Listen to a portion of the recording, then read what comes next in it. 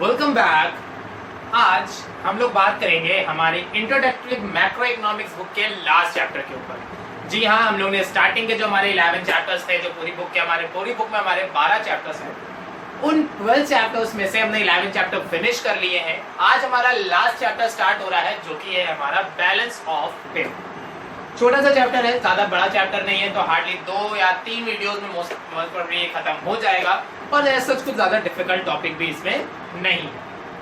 हाँ, थोड़े से सिमिलर टॉपिक्स हैं तो कंफ्यूजन हो सकती है समझने में, बट ओवरऑल जो चैप्टर है वो काफी ज्यादा इजी है और 2 ही वीडियोस में लगभग मोस्ट प्रोबेबली खत्म हो जाएगा। अब ये जो हमारा टॉपिक है आज का, बैलेंस ऑफ पेमेंट, ये हमारे फॉरेन एक्सचेंज जो हमारा लास्ट चैप्टर उन्होंने अभी खत्म किया है, जो चैप्टर हम लोग पढ़ रहे थे 11 number chapter, foreign exchange rate को ही आगे एक्सटेंड करते हुए हम लोग इस पे आगे डिस्कशन करेंगे, जो कि है हमारा बैलेंस ऑफ पेमेंट। जैसे कि फॉरेन एक्सचेंज रेट में मैंने पढ़ा था कि कैसे हम लोग फॉरेन करेंसी का एक्सचेंजमेंट करते हैं, कहाँ करते हैं, किस बेसिस पे करते हैं, क्या सिस्टम होते हैं रेट डिसाइड करने के, वगैरह वगैरह हम लोग ने सारी चीजें पढ़ी। अब इस वीडियो में जो हम लोग पढ़ेंगे, इस वीडियो में हमारी जो बात होगी वो होगी हमारे पेमेंट्स के रिगार्डिंग, कि अगर हम लोग इंपोर्ट कर रहे हैं तो पेमेंट कैसे होगी, एक्सपोर्ट कर रहे हैं तो पेमेंट क्या होगी, क्या क्या चीजें एक्सपोर्ट कर सकते हैं, क्या क्या चीजें इंपोर्ट कर सकते हैं, जो भी चीजें खरीद रहे हैं, बेच रहे हैं, जो कुछ भी फाइनेंशियल ट्रांजैक्शन आप कर रहे हैं, वो सारे फाइनेंशियल ट्रांजैक्शन का रिकॉर्डिंग या उसकी एक समरी या उसकी एक बुक जो है वो हम कैसे प्रिपेयर करेंगे।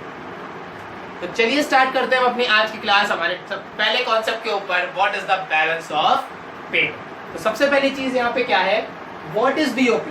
बीओपी है क्या? तो जैसे मेरे चैप्टर का नाम ही है, क्या है चैप्टर का नाम, बैलेंस ऑफ पेमेंट। बैलेंस का मतलब क्या हो गया, मेंटेन रखना चीजों को कि चीजें इक्वल रहे। पेमेंट्स का मतलब क्या हो गया कि जो पैसा हम देते हैं वो भी पेमेंट कहलाता है, जो पैसा हम लेते हैं वो भी हमारा पेमेंट कहलाता है। तो यानी कि रिसिप्ट एंड एक्सपेंडिचर, ये दोनों ही चीजें हमारे कंसीडर करी जाती हैं एज अ पेमेंट। जब हम लोग एक्सपोर्ट करते हैं सामान तो हम पेमेंट रिसीव करते हैं, यानी कि रिसिप्ट होती है। जब हम लोग इंपोर्ट करते हैं तो हम लोग एक्सपेंडिचर करते हैं, जो कि हमारा पेमेंट होता है।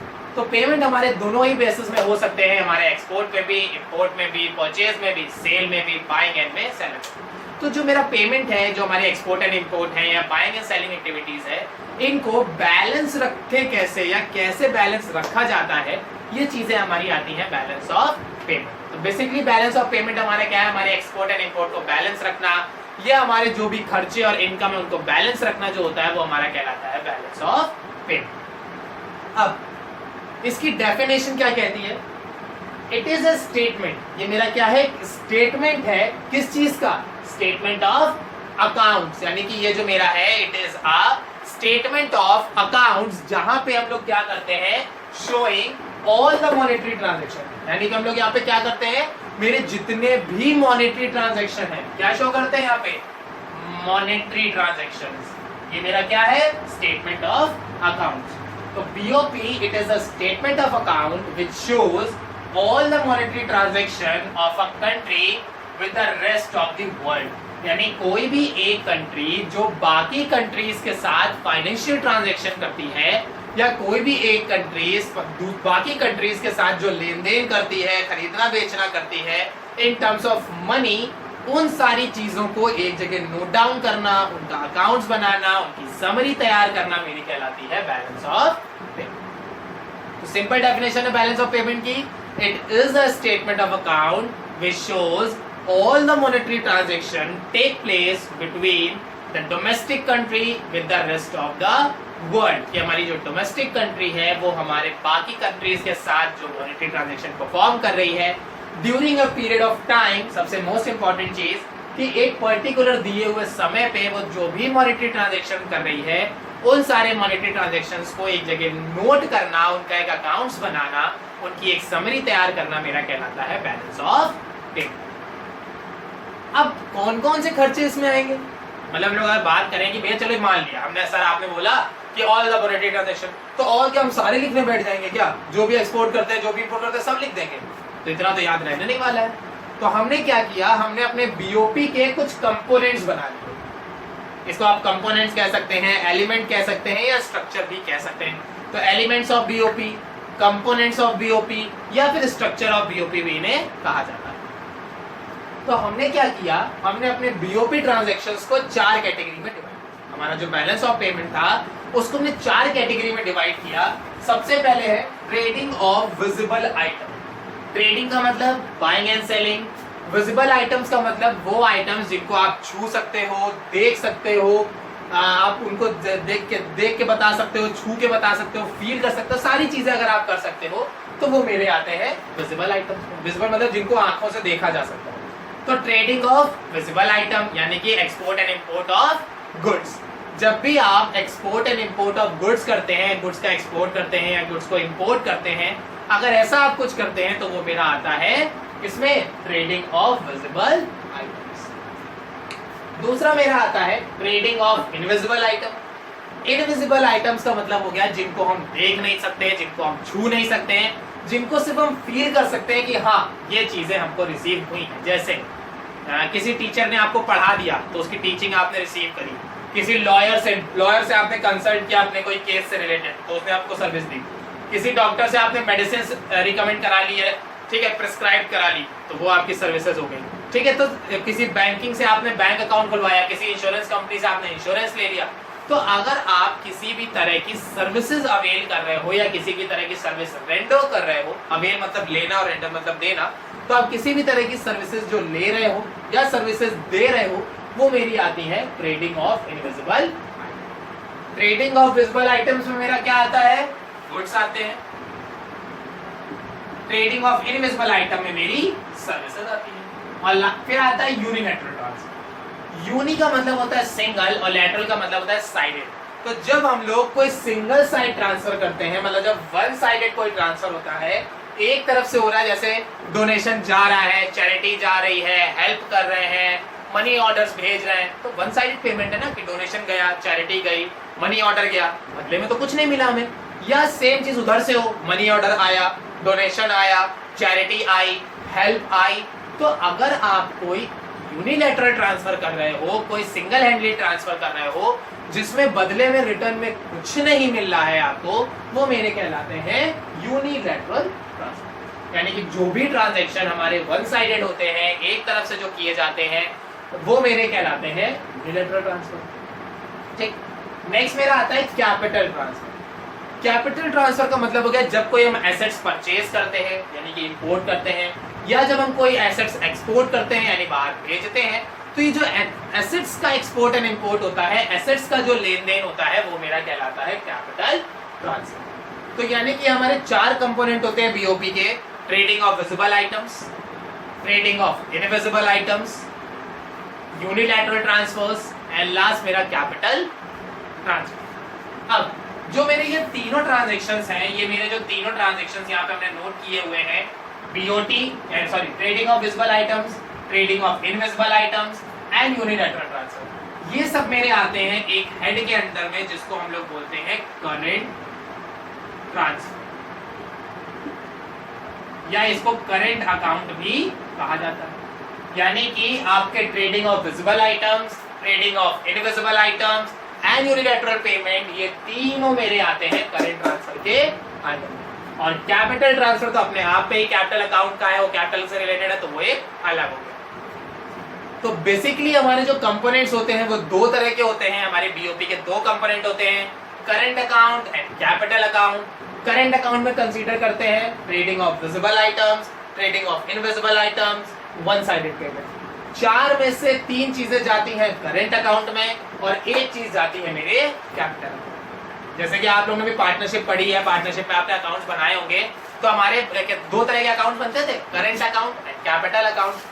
वही सेम कॉन्सेप्ट मेरा यहाँ पे भी चल रहा है, current account and capital account का। तो करेंट अकाउंट में जो भी हम लोग ट्रांजैक्शन कर रहे हैं, फिर वो विजिबल आइटम्स के हो, इनविजिबल आइटम्स के हो, यूनिलैटरल पेमेंट हो, ट्रांसफर पेमेंट हो या कुछ भी हो, अगर हम कोई ट्रांजैक्शन कर रहे हैं तो वो करेंट अकाउंट में जाएगा, और वहीं अगर हम एसेट से रिलेटेड कोई ट्रांजैक्शन कर रहे हैं तो वो मेरा कैपिटल अकाउंट में जाएगा। रूल्स हमारे अकाउंट्स के वही फॉलो अप होंगे कि अगर कोई चीज, अगर पैसा आ रहा है, इनफ्लो है तो क्रेडिट होगा, पैसा आया तो इनकम, पैसा गया तो expenses, all the expenses are debit and all the incomes are credit. ये रूल था ना मेरा अकाउंट्स का। अकाउंटिंग के क्या रूल थे? All the incomes are credit, all the expenses are debit, मेरी जितनी इनकम होगी वो क्रेडिट कहलाएगी, जितने एक्सपेंसेस होंगे वो डेबिट कहलाएंगे।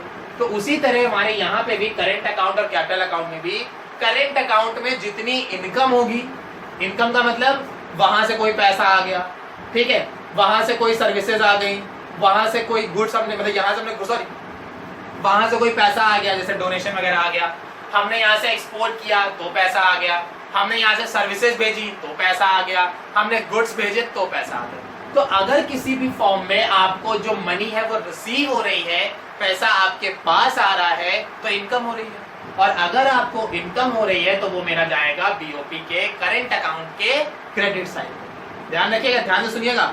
बीओपी के दो अकाउंट होते हैं, current account and capital account. Current account में visible items, invisible items and transfer payment जाती हैं। कैपिटल अकाउंट में सिर्फ और सिर्फ कैपिटल एसेट्स आते हैं। अब इन करेंट अकाउंट में अगर आपको कोई इनकम हो रही है तो वो क्रेडिट साइड जाएगी, अगर आपको कोई एक्सपेंसेस हो रहे हैं तो वो मेरे डेबिट साइड जाएंगे। इनकम का मतलब हो गया आपने अगर गुड्स एक्सपोर्ट किए हैं, सर्विसेज एक्सपोर्ट करी हैं, या आपको कोई डोनेशन मिला है, चैरिटी मिली है, हेल्प मिली है, तो किसी भी फॉर्म में अगर आपके पास पैसा आ गया है तो इनकम हुई है, इनकम हुई है तो वो क्रेडिट में जाएगी। वहीं अगर आपके किसी तरह के कोई एक्सपेंसेस हुए हैं, आपने कुछ एक्सपेंस किए हुए हैं, कुछ खर्चा किया हुआ है, जैसे आपने कुछ इंपोर्ट कर लिया, कोई गुड्स इंपोर्ट कर लिए, कोई सर्विसेज इंपोर्ट कर ली, डोनेशन कर दिया, चैरिटी कर दी, हेल्प कर दी, तो पैसा आपके पास से गया। तो अगर पैसा जा रहा है तो आउटफ्लो कहलाएगा जो कि डेबिट होगा, अगर पैसा आ रहा है तो इनफ्लो कहलाएगा जो कि हमारा क्रेडिट होगा। पैसा गया डेबिट होगा, पैसा आया क्रेडिट होगा। पैसा गया तो एक्सपेंडिचर है, एक्सपेंसेस आर डेबिट। पैसा आ रहा है तो इनकम है एंड इनकम्स आर क्रेडिट। तो करेंट अकाउंट में दो साइडेड होती हैं, debit side and credit side. Debit side में एक्सपेंसेस आते हैं, क्रेडिट साइड में इनकम आती है। करेंट अकाउंट के तीन मैंने बताया, जैसे आपको trading of visible items, trading of invisible items and unilateral transfer. Unilateral transfer में ग्रांट्स, चैरिटी, डोनेशन ये सब आ जाएगा। सर्विसेज में अंडरस्टूड है। अब जो मेरा ट्रेडिंग ऑफ विजिबल आइटम्स है, तो जहां पे भी हम विजिबल आइटम्स में ट्रेड करते हैं यानी कि गुड्स में ट्रेड करते हैं, तो उसको हम लोग बोलते हैं balance of trade. Balance of payment में मेरे export and import of visible, invisible, transfer payment and मेरे कैपिटल एसेट सब कुछ आ जाता है। यानी बैलेंस ऑफ पेमेंट हमारी एक ओवरऑल समरी हम लोग तैयार करते हैं जिसमें सब कुछ इंक्लूड होता है। बट जो मेरा बैलेंस ऑफ ट्रेड है, बैलेंस ऑफ ट्रेड में मेरा सिर्फ और सिर्फ मेरा आता है ट्रेडिंग ऑफ विजिबल आइटम्स या फिर ट्रेडिंग ऑफ गुड्स। कि जहां पे भी हम लोग गुड्स की ट्रेडिंग करते हैं या विजिबल आइटम्स की ट्रेडिंग करते हैं, वो ट्रेडिंग ऑफ विजिबल आइटम्स या ट्रेडिंग ऑफ गुड्स मेरा कहलाता है बैलेंस ऑफ। समझ आया? तो करेंट अकाउंट में क्या क्या जाएगा? Balance of visible items, balance of invisible items and unilateral transfer. इन तीनों से अगर पैसा आ रहा है, इनकम आ रही है, तो इनफ्लो होगा, इनफ्लो है तो क्रेडिट में जाएगा। अगर इन तीनों से एक्सपेंसेस हो रहे हैं तो एक्सपेंडिचर हो गया, एक्सपेंडिचर है तो आउटफ्लो होगा, और आउटफ्लो होगा तो हमारा डेबिट हो जाएगा। समझ आ गया? तब अब नेक्स्ट मेरा आता है capital transfer. Capital transfer, capital assets या capital account. In capital account मेरे क्या क्या चीज आएंगी, क्योंकि करंट की तो हमने पढ़ ली कि क्या क्या आने वाला है। अब कैपिटल में क्या क्या आएगा? तो कैपिटल अकाउंट में मेरा सबसे पहले आएगा प्राइवेट ट्रांजैक्शन। सबसे पहली चीज मेरी क्या आएगी? Private transactions. यानी कि जो ट्रांजैक्शन किसी प्राइवेट कंपनीज ने, प्राइवेट पर्संस ने या किसी नॉर्मल इंसान ने खर्चा किया, जैसे हमने कुछ जैसे रिलायंस वालों ने एक्सपोर्ट किया, रिलायंस वालों ने इंपोर्ट किया, रतन टाटा ने एक्सपोर्ट किया, रतन टाटा ने इंपोर्ट किया, ठीक है, या इंडिया की किसी भी कंपनी ने या किसी भी प्राइवेट इंडिविजुअल पर्सन ने कुछ एक्सपोर्ट, इंपोर्ट या हेल्प, चैरिटी, डोनेशन या किसी को हेल्प टाइप की कुछ करी है, तो वो मेरा चला जाएगा प्राइवेट ट्रांजैक्शन। तो अगर कोई मेरा प्राइवेट बिजनेसमैन कोई ट्रांजैक्शंस करते हैं तो वो मेरे जाते हैं कैपिटल ट्रांसफर। ठीक है, जैसे उन्होंने कोई मशीन मंगवा ली, भाई कोई मशीन मंगवा ली या मशीन भेज दी, तो अगर उन जो मतलब अब कंफ्यूज मत होइएगा, क्योंकि यहाँ पे भी हम लोग हेल्प कर रहे हैं, यहाँ पे भी हम लोग गुड्स मंगवा रहे हैं, यहाँ पे भी हम लोग सर्विसेज मंगा रहे हैं, बट यहाँ पे जितनी भी चीजें हैं यानी करंट अकाउंट की जितनी चीजें हैं वो हम अपने लिए मंगवा रहे हैं। उससे इनकम जनरेट नहीं होगी, बट जो कैपिटल एसेट्स हैं उससे मेरी इनकम जनरेट होगी। यानी कि यहाँ पे जो प्राइवेट ट्रांजैक्शन हुआ है, जो बिजनेसमैन ने ट्रांजैक्शन किए हैं, उस बिजनेसमैन का मेन मोटिव था इनकम अर्न करना, इनकम जनरेट करना। तो उसने जो भी गुड्स मंगवाए, जो भी सर्विसेज मंगवाए, जो कुछ भी उसने किया, उससे वो फर्दर इनकम जनरेट करने वाला है। यानी अगर उसने मशीन्स मंगवाई हैं तो वो उस मशीन से पैसा कमाएगा, अगर वो सर्विसेज ले रहा है तो वो सर्विसेज से सीख के फिर यहाँ सिखाएगा तो पैसा कमाएगा। तो इन शॉर्ट, अगर कोई प्राइवेट इंडिविजुअल या प्राइवेट कोई भी पर्सन जो है वो ट्रांजैक्शन कर रहा है और उन ट्रांजैक्शन से वो कोई एसेट इंक्रीज कर रहा है या इनकम जनरेट कर रहा है, तो वो मेरा चला जाएगा कैपिटल एसेट्स में। अब अगर यही सेम चीज, यानी जो भी ट्रांजैक्शंस हो रहे हैं, उन ट्रांजैक्शन को अगर गवर्नमेंट करती है, यानी कि गवर्नमेंट कुछ ऐसे ट्रांजैक्शंस कर रही है जिससे इनकम जनरेट हो रही है या एक्सपेंसेस हो रहे हैं, ठीक है, या हमारे एसेट्स इंक्रीज हो रहे हैं या एसेट डिक्रीज हो रहे हैं, व्हाटएवर द इट इज, अगर ये सारी चीजें एक प्राइवेट पर्सन करता है तो प्राइवेट ट्रांजैक्शन कहलाते हैं, वहीं अगर ये सारी चीजें गवर्नमेंट करती हैं तो वो मेरे कहलाते हैं ऑफिशियल ट्रांजैक्शन। अगर आपके एसेट्स को इंक्रीज या डिक्रीज कोई प्राइवेट पर्सन करता है तो प्राइवेट ट्रांजैक्शन, अगर आपके एसेट्स को इंक्रीज या डिक्रीज गवर्नमेंट करती है तो मेरे ऑफिशियल ट्रांजैक्शन। नेक्स्ट आता है बैंकिंग कैपिटल। बैंकिंग कैपिटल का मतलब क्या हो गया, यहाँ की बैंक ने वहां पैसा भेजा, वहां की बैंक से यहाँ पैसा आया, इंडिया की कोई बैंक वहां एस्टैब्लिश है या फॉरेन की कोई बैंक यहाँ एस्टैब्लिश है। तो इस तरह से अगर बैंक्स के बीच में कुछ लेन देन हो रहा है या बैंक्स आपस में कोई ट्रांजैक्शंस कर रही हैं तो वो मेरा आता है बैंकिंग कैपिटल में। नेक्स्ट आता है फॉरेन डायरेक्ट इन्वेस्टमेंट। फॉरेन की कोई कंपनी है, उसने डायरेक्टली इंडिया में आके अपना बिजनेस सेटअप किया, जैसे सैमसंग वालों ने यहाँ आके कर लिया, आईफोन वालों ने यहाँ आके कर लिया, हुंडई वालों ने यहाँ आके कर दिया, ठीक है, आपके क्या कहते हैं किया मोटर्स वालों ने यहाँ आके कर दिया, एमजी हेक्टर यहाँ पे आने लग गई, ऑडी, बीएमडब्ल्यू, मर्सिडीज, ये सारी इंडिया में आ गई। तो अगर फॉरेन की कोई कंपनी इंडिया में आके अपना बिजनेस सेटअप करती है तो क्या होगा, इंडिया को वो इनकम देगी। जब वो इंडिया को इनकम जनरेट करके देगी तो वो क्या हो गया, कैपिटल हो गया। और जब वो मेरे कैपिटल हो गए या एसेट्स हो गए तो वो मेरे चले आएंगे कैपिटल ट्रांजैक्शंस में। तो अगर कोई फॉरेन डायरेक्ट इन्वेस्टमेंट हो रही है, यानी कोई फॉरेन कंपनीज हैं वो जो वो यहाँ पे आके बिजनेस सेटअप कर रही हैं, तो वो मेरा कहलाता है एफडीआई। एफडीआई जो है वो जरूरी होता है एक डेवलपिंग कंट्री के लिए, जैसे हमारी इंडिया हो गई, ये डेवलपिंग नेचर की है आज भी। तो हमारे इंडिया में देखिए डे बाय डे नए नए जो फॉरेन ब्रांड्स हैं वो इंडिया में आ रहे हैं। जैसे अभी रिसेंट भी टाइम कहाँ है, जैसे मैकडी हो गया, डोमिनोज हो गया, पिज्जा हट हो गया, केएफसी हो गया, आपके वन प्लस हो गया, ठीक है, एमआई हो गया, रियलमी हो गया। तो ये सारे जो है ये फॉरेन के ब्रांड्स हैं, रेस्ट ऑफ द वर्ल्ड के ब्रांड हैं जो इंडिया में आके अपने आप को एस्टैब्लिश कर रहे हैं। तो ये जो एस्टैब्लिशमेंट है ये हमारा आता है through the process of FDI. तो एफडीआई में कोई फॉरेन कंपनी अपनी कोई कंपनी इंडिया में एस्टैब्लिश करती है और उसके थ्रू इनकम जनरेट करती है। इस इनकम से इंडिया को भी फायदा होता है। तो जब इंडिया को फायदा होता है, उसके एसेट्स इंक्रीज होते हैं, कैपिटल जनरेट होती है, तो वो मेरा चला जाता है कैपिटल ट्रांसफर। नेक्स्ट मेरा आता है पोर्टफोलियो इन्वेस्टमेंट। पोर्टफोलियो इन्वेस्टमेंट का मतलब हो गया कि जब कोई फॉरेन इंस्टीट्यूशन इंडिया के किसी इंस्टीट्यूशन में पैसा लगाता है, जैसे अभी फेसबुक वालों ने जियो पे पैसा लगाया, ठीक है, विस्ता वालों ने जियो पे पैसा लगाया, अब आवास वालों ने जियो पे पैसा लगाया, ठीक है, बहुत सारी फॉरेन कंपनीज थी जिन्होंने जियो पे पैसा लगाया। तो जब फॉरेन कंपनीज इंडिया की किसी कंपनी में पैसा लगाती है तो वो मेरा कहलाता है foreign institutional investment, FII, foreign institutional investment. यानी कि फॉरेन कंपनीज इंडिया के किसी इंस्टीट्यूशन में आके इन्वेस्ट कर रही हैं तो वो मेरा कहलाता है फॉरेन इंस्टीट्यूशनल इन्वेस्टमेंट, या फिर इसको पोर्टफोलियो इन्वेस्टमेंट भी कहते हैं। तो मेरे कैपिटल एसेट में कौन कौन से आएंगे, private transaction, government transaction, FDI, FII and banking capital. ये 5 चीजें आपकी आती हैं कैपिटल एसेट्स के ट्रांजैक्शंस के। आई होप इतनी सारी चीजें क्लियर हो गई होगी। हमारा BOP हो गया, कंपोनेंट्स ऑफ BOP हो गए, करेंट अकाउंट हो गया, कैपिटल अकाउंट हो गया। अब मेरा आता है सिग्निफिकेंस ऑफ BOP, यानी कि जो मेरा पूरा बैलेंस ऑफ पेमेंट था जो उन्होंने इतनी देर से पढ़ रहे थे, इसकी जरूरत क्या है, नीड क्या है, क्या इंपॉर्टेंस है, क्यों पढ़े इसको यार, क्या जरूरत है पढ़ने की।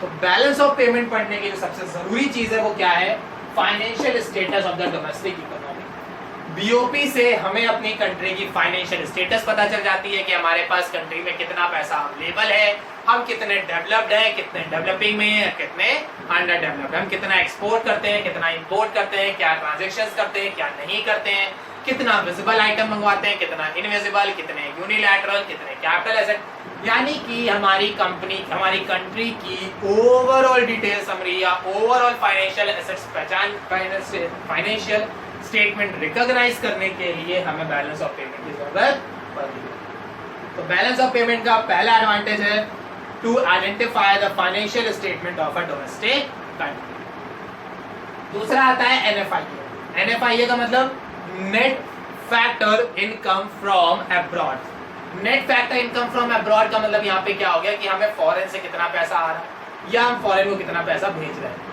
यानी कि हम इंपोर्ट कितना कर रहे हैं या हम एक्सपोर्ट कितना कर रहे हैं, यानी हम रिसिप्ट कितनी ले रहे हैं या फिर हम एक्सपेंडिचर कितना कर रहे हैं। तो receipt, expenditure, export, import, net factor income from abroad, net factor income to abroad, यानी कि transaction take place between the domestic country and rest of the world is known as the NFIA. And balance of payment में हम लोग NFIA को आसानी से classify कर लेते हैं। नेक्स्ट आता है X and M. X refers to the export and M refers to the import. हमारे बैलेंस ऑफ पेमेंट में हमें इजीली पता चल जाता है कि हम कितना एक्सपोर्ट कर रहे हैं या फिर कितना इंपोर्ट कर रहे हैं। एक्सपोर्ट ज्यादा है या इंपोर्ट ज्यादा है, एक्सपोर्ट कम है या फिर इंपोर्ट कम है। Next, market potential. Balance of payment के थ्रू हमें ये एनालाइज हो जाता है कि हमारी मार्केट में कितना पोटेंशियल है, हमारी मार्केट कितनी एडवांस है, कितना ज्यादा वो प्रोडक्शन कर सकती है और फॉरेन कंपनीज के साथ compete कर सकती है। तो बैलेंस ऑफ पेमेंट के थ्रू हमें अपनी कंट्री की डोमेस्टिक पावर पता चलती है, मार्केट पोटेंशियल पता चलता है, जिससे हम ये एनालाइज कर पाते हैं कि हमें कितने ज्यादा हम एफिशिएंट हैं और कितना ज्यादा हम प्रोडक्शन कर सकते हैं। लास्ट आता है monetary and fiscal policy. It's not physical, it's fiscal.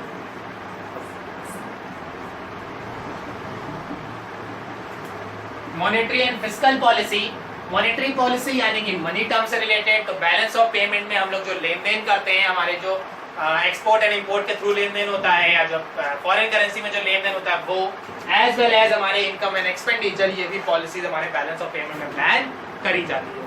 क्योंकि बैलेंस ऑफ पेमेंट में हमारी जब चीजें बैलेंस होती है तो कई बार ऐसी भी सिचुएशन आती है कि कई बार डेबिट ज्यादा हो जाता है या कई बार क्रेडिट करेंगे हमारे autonomous items, accommodating items, disequilibrium of BOP, equilibrium of BOP and causes of disequilibrium.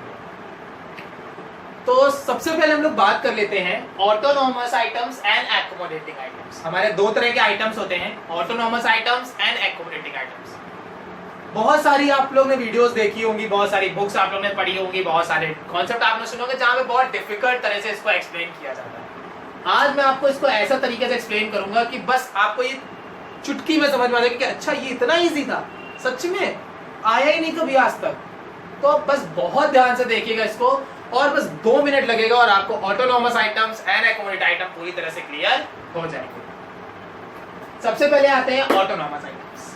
Autonomous items हमारे वो आइटम्स होते हैं या हमारे वो ट्रेडिंग आइटम्स होते हैं जहां पे हम जो भी ट्रांजैक्शंस कर रहे हैं उन ट्रांजैक्शंस के पीछे हमारा जो मोटिव है वो है प्रॉफिट कमाने का।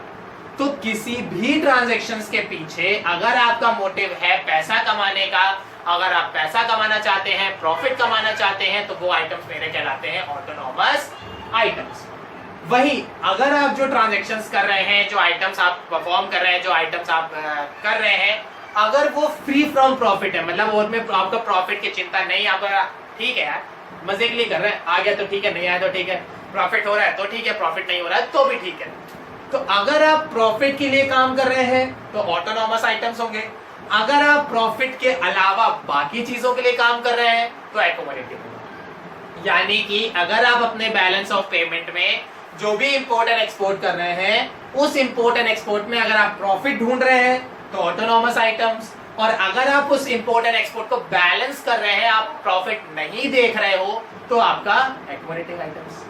अब जब आप प्रॉफिट एंड लॉस देखते हो तो ऑब्वियस सी बात है, आपका अगर फायदा हो रहा है तो बीओपी सरप्लस हो जाएगा, लॉस हो रहा है तो बीओपी डेफिसिट हो जाएगा। तो यहाँ पे जो आपका बीओपी था, कॉजेज ऑफ बीओपी इम्बैलेंस, यानी कि जो मेरा ऑटोनॉमस आइटम्स है ऑटोनॉमस आइटम्स में हमारा जो बीओपी होता है वो इम्बैलेंस हो जाता है, या हमारे ऑटोनॉमस आइटम्स की वजह से हमारा जो बीओपी है वो इम्बैलेंस हो जाता है, क्योंकि यहाँ पे हम लोग प्रॉफिट के लिए काम करते हैं और प्रॉफिट में काम करने की वजह से ही हमारा कई बार अगर हमें प्रॉफिट हो रहा है तो बीओपी सरप्लस में चला जाता है, अगर हमें नुकसान हो रहा है तो बीओपी मेरा डेफिसिट में आ जाता है। तो ऑटोनॉमस आइटम्स जो है वो हमारे कॉजेज हैं बीओपी इम्बैलेंस के। वहीं जो मेरे एकोमोडेटिंग आइटम्स हैं वो है हमारे कॉजेज रीस्टोर ऑफ बीओपी के, मतलब कि ये हमारे बीओपी को करेक्ट करते हैं। अगर सरप्लस है तो उसको नीचे लेके आते हैं, डेफिसिट है तो उसको ऊपर लेके जाते हैं। यानी कि ऑटोनॉमस का काम होता है उनको डिसइक्विलिब्रियम करना, और एकोमोडेटिंग का काम होता है उसको फिर से इक्विलिब्रियम पोजीशन पे लेके आना। तो ऑटोनॉमस में इम्बैलेंस होता है, एकोमोडेटिंग में बैलेंस होता है। तो एक मार्क करते चलता हूं मैं, ऑटोनॉमस आइटम्स प्रॉफिट के लिए काम करते हैं और मेरे जो एकोमोडेटिंग आइटम्स होते हैं वो फ्री फ्रॉम प्रॉफिट के लिए काम करते हैं। ऑटोनॉमस आइटम इम्बैलेंस क्रिएट करता है और जो मेरा एकोमोडेटिंग आइटम्स है वो हमारे बीओपी को रीस्टोर कर देता है। ऑटोनॉमस आइटम्स में मूवमेंट ऑफ गुड्स होता है, यानी कि यहाँ पे हम लोग गुड्स की मूवमेंट देखते हैं, और यहाँ पे हम लोग अपने ऑफिशियल रिजर्व अकाउंट को देखते हैं। ऑटोनॉमस आइटम्स में हम लोग वो ट्रांजैक्शन काउंट करते हैं या वो ट्रांजैक्शंस के बारे में पढ़ते हैं जिनमें हमारे मूवमेंट होता है गुड्स का, गुड्स आ रहे हैं या गुड्स जा रहे हैं हमारी बाउंड्री लाइन के बाहर, यानी हमारी डोमेस्टिक कंट्री से अगर रेस्ट ऑफ द वर्ल्ड में गुड्स जा रहे हैं या रेस्ट ऑफ द वर्ल्ड से हमारी डोमेस्टिक कंट्री में गुड्स आ रहे हैं तो वो मेरा आ जाता है ऑटोनॉमस आइटम पर। वहीं जो एकोमोडेटिंग आइटम्स होते हैं वो हमारे क्या होते हैं, movement of official reserve account. Official reserve account का मतलब होता है it shows foreign exchange reserve, यानी कि ऑफिशियल रिजर्व को हम लोग बोलते हैं foreign exchange reserve with the RBI. तो एकोमोडेटिंग आइटम्स में हम लोग ये शो करते हैं कि हमारी आरबीआई के पास कितना फॉरेन करेंसी रिजर्व के तौर पे पड़ी हुई है। तो फॉरेन करेंसी को रिजर्व के तौर पे एनालाइज करना वो मेरा एकोमोडेटिंग का काम होता है, और वही movement of good and service का देखना हमारा ऑटोनॉमस का काम होता है। ऑटोनॉमस के जो आइटम होते हैं वो बीओपी से हमेशा ऊपर होते हैं, क्योंकि अगर प्रॉफिट एंड लॉस की बात होती है तो वहां पे पेमेंट इग्नोर कर दी जाती है, हमें सिर्फ और सिर्फ मतलब होता है हमारे प्रॉफिट से। तो ऑटोनॉमस आइटम बीओपी लाइन के ऊपर काम करते हैं, अबव द लाइन, यानी कि जो हमारा इक्विलिब्रियम पॉइंट है उससे ऊपर काम करते हैं। वहीं जो मेरे एकोमोडेटिंग आइटम्स है वो बीओपी लाइन के नीचे काम करते हैं, क्योंकि वो फ्री फ्रॉम प्रॉफिट होते हैं। तो सिंपल सी चीज है, ऑटोनॉमस प्रॉफिट के लिए काम करती है, एकोमोडेटिंग प्रॉफिट के लिए काम नहीं करती है। ऑटोनॉमस में इम्बैलेंस होता है, एकोमोडेटिंग में इम्बैलेंस रीस्टोर होता है। ऑटोनॉमस हमारा मूवमेंट ऑफ गुड्स देखता है, एकोमोडेटिंग हमारा फॉरेन एक्सचेंज रिजर्व या फिर ऑफिशियल रिजर्व को देखता है। ऑटोनॉमस हमारे बीओपी लाइन के ऊपर काम करता है, वहीं एकोमोडेटिंग हमारे बीओपी लाइन के नीचे काम करता है। अब ये जो हमारा बीओपी है ये दो स्टेजेस में होता है, या तो इक्विलिब्रियम स्टेज पे होगा या डिसइक्विलिब्रियम स्टेज पे होगा। तो अगर हमारा बीओपी इक्विलिब्रियम स्टेज पे है तो कैसे पता चलेगा कि वो इक्विलिब्रियम पे है? तो अगर हमें एनालाइज करना हो, हमें चेक करना हो कि जो हमारा बीओपी है वो इक्विलिब्रियम स्टेज पे है या नहीं, तो कैसे पता करेंगे?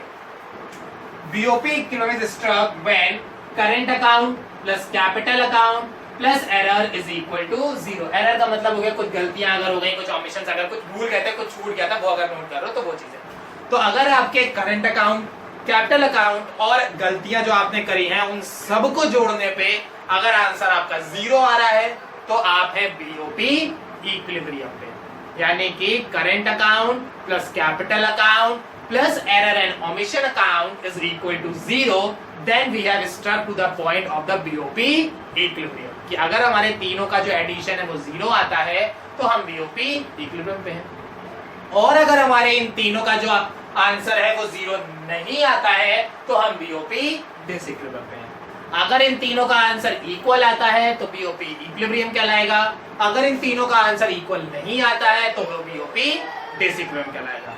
अगर आंसर 0 आ रहा है तो बीओपी इक्विलिब्रियम, अगर आंसर 0 नहीं आ रहा है तो बीओपी डिसइक्विलिब्रियम। अब डिसइक्विलिब्रियम में भी दो चीजें होती हैं, या तो सरप्लस होगा या डेफिसिट होगा। तो अगर मेरा बीओपी सरप्लस है, फायदा हो रहा है, तो आंसर पॉजिटिव आएगा, यानी कि current account plus capital account plus error is equal to the positive value, यानी आंसर आपका पॉजिटिव में आएगा। वही अगर आपका बीओपी डेफिसिट है तो current account plus capital account plus error is negative. तो अगर आपका बीओपी सरप्लस है तो आंसर पॉजिटिव होगा, अगर आपका बीओपी डेफिसिट है तो आंसर आपका नेगेटिव होगा। अगर बीओपी इक्विलिब्रियम पॉइंट पे है तो इक्वल टू 0 होगा, अगर बीओपी इक्वल नहीं है डिसइक्विलिब्रियम पॉइंट पे है तो वो मेरा नॉट इक्वल टू 0 हो जाएगा। अब अगर सरप्लस है तो भाई कोई दिक्कत नहीं, क्योंकि फायदे में चल रहा है। जब हम लोग फायदे में चलते हैं तो इतना सोचते नहीं, ठीक है यार फायदे में ना, बस ठीक, ज्यादा सोचो नहीं, चलने दो फायदा। तो अगर आप बीओपी सरप्लस पे हो तो आपको फर्दर कुछ स्टडी ऐसा करने की जरूरत नहीं है। बट अगर आप बीओपी डेफिसिट में हो, बीओपी डेफिसिट का मतलब आप नुकसान में जा रहे हो, निगेटिव में जा रहे हो, कमी हो रही है, तो क्या होगा? जैसे यहाँ पे देखो, मैंने अपनी लास्ट वीडियो में आपको डेबिट और क्रेडिट रूल समझाया था। तो सरप्लस के केस में क्या होगा? क्रेडिट ज्यादा होगा, और नेगेटिव के केस में क्या होगा? मेरा डेबिट ज्यादा होगा। तो जब मेरा डेबिट ज्यादा है यानी कि expenses is greater than income, हम खर्चे ज्यादा कर रहे हैं और इनकम कम हो रही है। तो जब खर्चे ज्यादा हो रहे हैं, इनकम कम हो रही है, तो क्या करें? डेफिसिट के कारण क्या होंगे? क्यों खर्चे ज्यादा हो रहे हैं? तो बीओपी डेफिसिट के बेसिकली हमारे 3 कारण होते हैं, बहुत ध्यान से सुनिएगा। बीओपी डेफिसिट के 3 कारण होते हैं, इकोनॉमिकल, पॉलिटिकल एंड लास्ट आपका social. Economical, political and social. Economical में पैसे से रिलेटेड होगा, जैसे आपने टैक्स रेट कम कर दिया, इन्फ्लेशन आ गया, रिसेशन आ गया, ठीक है, आपका बूम पीरियड है, बेन पीरियड है, यानी कि जहां पे आपका मनी टर्म से रिलेटेड कुछ ट्रांजैक्शंस आ जाए या जहां पे आपके मॉनेटरी ट्रांजैक्शंस इन्वॉल्व हो जाए, वो आपके कॉजेस होते हैं इकोनॉमिक कॉजेस। पॉलिटिकल कॉजेस का मतलब हो गया पॉलिटिकल पार्टीज की वजह से डेफिसिट हो गया, जैसे गवर्नमेंट ने टैक्स कम कर दिए, इंपोर्ट ड्यूटी कम कर दी। तो अगर इंपोर्ट ड्यूटी कम हो जाएगी तो इंपोर्ट पे टैक्स कम देना पड़ेगा, इंपोर्ट पे टैक्स कम देना पड़ेगा तो हम इंपोर्ट ज्यादा करेंगे, और जैसे ही हम लोग इंपोर्ट करेंगे तो हमें पेमेंट करनी पड़ेगी ना, और जहां हमने पेमेंट करी डेबिट ज्यादा हो गया, डेबिट ज्यादा होगा तो एक्सपेंसेस ज्यादा हो जाएंगे। तो इन शॉर्ट अगर एक ओवरऑल समरी में देखा जाए तो बीओपी डेफिसिट होने के पीछे क्या रीजन होते हैं? इंपोर्ट ज्यादा करना, पैसा बाहर ज्यादा भेजना, ठीक है, आपके political factor, economical factor and social factor, ये 3 फैक्टर या 3 कॉजेज होते हैं आपके बीओपी डिसइक्विलिब्रियम के या बीओपी डेफिसिट के। तो ये थी हमारी आज की क्लास, जिसमें हमने बात करा autonomous items, accumulating items, official reserve item, equilibrium of BOP, disequilibrium of BOP and the last the causes of disequilibrium या causes of deficit BOP. Deficit BOP में 3 पॉइंट्स हैं, economical, social and political. Economical में monetary terms, political में government parties and social में हमारी society, यानी कि society का टेस्ट एंड प्रेफरेंस चेंज हो गया, सोसाइटी का मैटर चेंज हो गया, फैशन चेंज हो गया, ट्रेंड चेंज हो गया, इस तरह से अगर कुछ हो गया तो मेरे सोशल फैक्टर में। आई होप समझ में आ गया होगा। अगर कोई डाउट है, कोई क्वेरी है तो आप कमेंट सेक्शन में मुझसे पूछ सकते हैं।